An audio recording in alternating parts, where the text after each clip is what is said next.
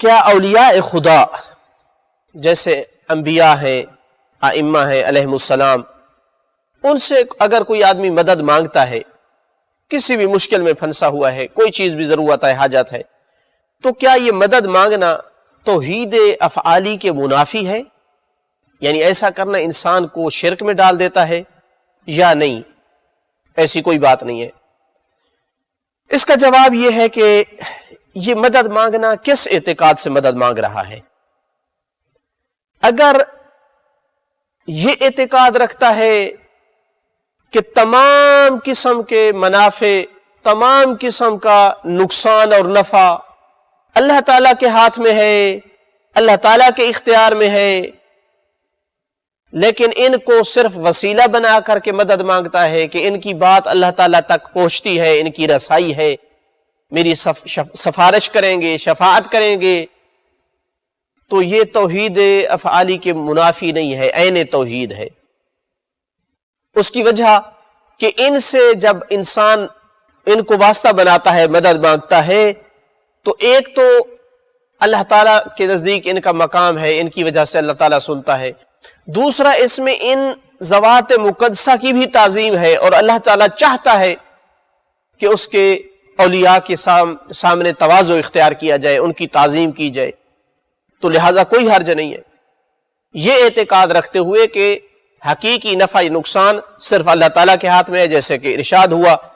خود نبی اکرم صلی اللہ علیہ وسلم کا یہ جملہ قرآن نے نقل کیا کہ قُلْ إِنِّي لَا أَمْلِكُ لَكُمْ ضَرًّا وَلَا رَشَدًا، کہ میں تمہارے لیے کسی قسم کا تمہیں نہ نقصان پہنچا سکتا ہوں اور نہ ہی تمہاری رشد اور ہدایت میرے ہاتھ میں ہے۔ تو لہٰذا حقیقی طور پر تمام چیزوں کا اختیار اللہ تعالیٰ کے ہاتھ میں ہے۔ اس اعتقاد کے ساتھ کرتا ہے توسل ائمہ سے، انبیاء سے، کوئی اس میں مشکل نہیں ہے۔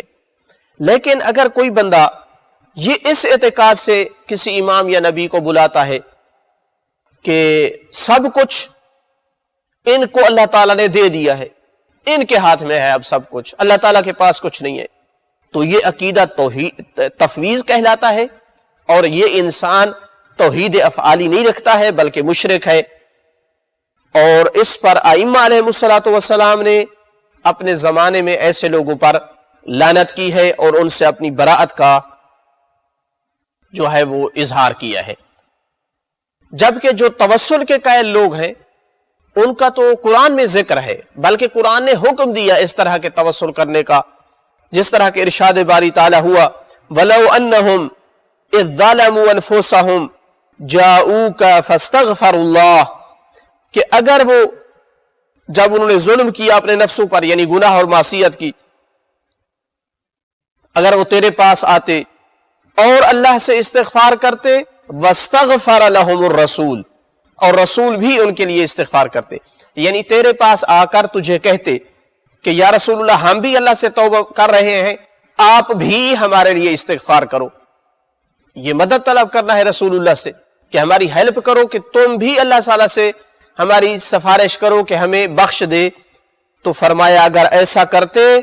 لَوَجَدُوا اللَّهَ تَوَّابًا رَحِيمًا، تو اللہ تعالیٰ کو بہت بڑا توبہ قبول کرنے والا اور رحم کرنے والا پاتے۔ تو گناہوں کی معافی طلب کروانا رسول اللہ سے، حقیقتاً یہ رسول اللہ سے مدد مانگنا ہے۔ تو جب اس اتنے بڑے کام میں، چونکہ بہت بڑا کام ہے، انسان کے بڑے بڑے گناہ رسول اللہ صلی اللہ علیہ وسلم کے کہنے سے اللہ تعالیٰ معاف کر دے، تو جب اس طرح کے کام میں نبی پاک سے مدد مانگنا قرآن کی نگاہ میں شرک نہیں ہے بلکہ عین توحید ہے، تو اس کا مطلب ہے کہ ہم کہہ سکتے ہیں کہ توسل کے طور پر کسی امام یا نبی سے مدد مانگنا یہ قرآن کا دیا ہوا نظریہ ہے، یہ توحید افعالی کے منافی نہیں ہے۔